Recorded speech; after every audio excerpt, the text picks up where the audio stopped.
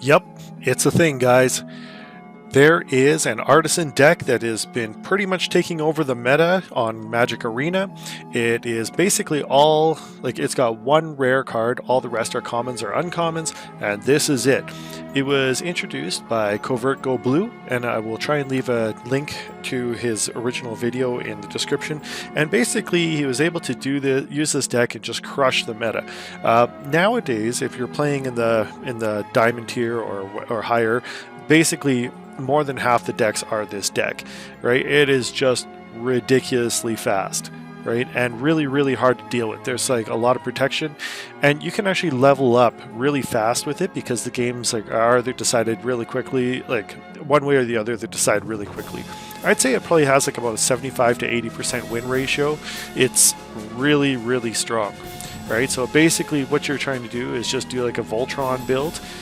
What you have is you're going to get either, I've seen a few variations of this, but you're going to try and get a Healer's Hawk down or a Ginger Brute, or if you can, Elsie's of Life's Bounty.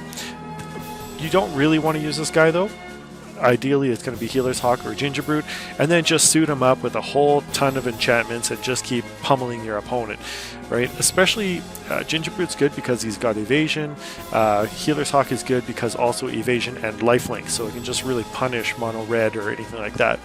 And then the enchantments it has is of course Elsie's of Life's Bounty, but the good thing about this is that you can sacrifice it to give protection to your Healer's Hawk or your Ginger Brute, whatever you're suiting up, right? Then you got Glaring Aegis, which is basically going to give you +1/+3, and also can tap a target creature an opponent controls, which could be relevant.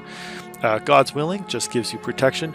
Be careful not to give yourself protection from white, because otherwise what will happen is that all your enchantments will just fall off, right? Karametra's Blessing is probably the best out of them here. Gives you +2/+2, and also gains Hexproof and Indestructible till the end of turn. All right. Sentinel's Eye gives you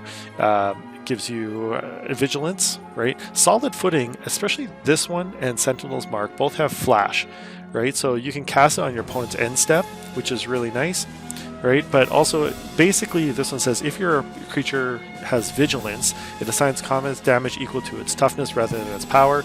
And you've got a lot of things like the Glaring Aegis, which gives you +1/+3, which is really +3/+3 if you've got Solid Footing.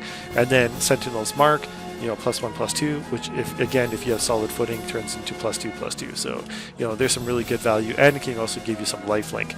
Okay, you got all that glitters basically as a must include in this sort of build, and then just 20 planes. Super cheap to build, but I suspect that you're going to see an amended, like Wizards has announced, like there's going to be a banned and restricted announcement, and I suspect you're going to see some bannings, like, because right now, like what I've been playing in Diamond tier, I think it's a Diamond tier, but it's ridiculous. This deck is super fast, and because it's all just commons and uncommons, right? It's like ridiculously cheap to build, and that's why everyone's playing it, right?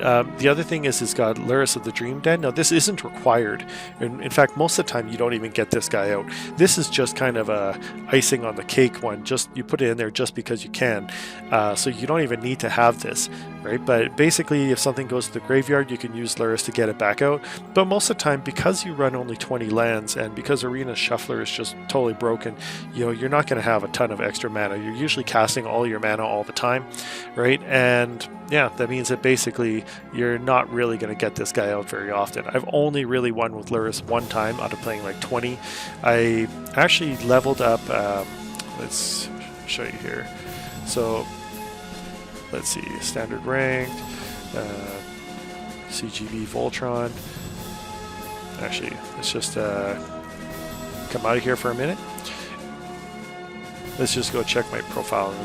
Well, actually, I'm pretty sure I'm in Diamond tier, but I actually got to Diamond 2, right? But then I was like trying to build a deck that would just beat this one, and it's really hard because this deck normally wins on like turn 4 or 5, so it's super fast, and it's got so much protection on its creatures that it's really hard to deal with, like really hard to deal with. You got to have ways of like stalling damage.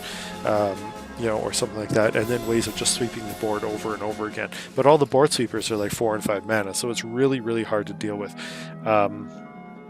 Yeah, I don't know. It's like, I'm not sure what they're going to do with this, because this one is just seriously taking over the meta. So, but congratulations to CovertGoBlue for wrecking the meta. Like that guy's an amazing deck builder, and you know. But the only problem with this is now, whenever you have any Artisan deck, that's what's going to come out in Artisan, and you know, usually I think they're going to have to ban like a number of things, right? Now the problem is if you ban something like Healer's Hawk. Right, so if we go back to this, yeah, if you go and ban Healer's Hawk, then all they'll do is just replace it with this thing, Stonecoil Serpent. Right, so you get, yeah, it'll take like a couple of more rares, but you know, basically then this thing's got protection from multicolored, which means you can't bounce it with Teferi. You know, like, you know, multicolored creatures like can't block it. Right, so I mean, there's not really much you can do. Like you're gonna have to ban a whole bunch of, like, a few things out of here, right? I would say you'd have to ban Alseid of Life's Bounty, and you'd also have to ban Healer's Hawk, right? To basically get rid of this deck. Banning Lurrus actually would not change this deck at all, right? So this deck is just ridiculous. It's super fast. If you're wanting to level up quickly, you know, I would build this because it doesn't cost you very much. Like, it's all commons and uncommons, and you know, you probably have like dozens and dozens of those wild cards, and you probably have most of these cards anyways. And these cards are also used in other builds too, except for, well, not all of them, but most of them. So anyways, that's what it is. Thanks a lot to CGB for wrecking the meta. Let me know what you think. Has this taken over your games? Like, have you seen this like a ridiculous amount of times? Let me know in the comments. But that's it for now. I'll be back probably later on if I can with some thoughts on the banned and restricted announcement coming up. Thanks for watching. I'll see you next video.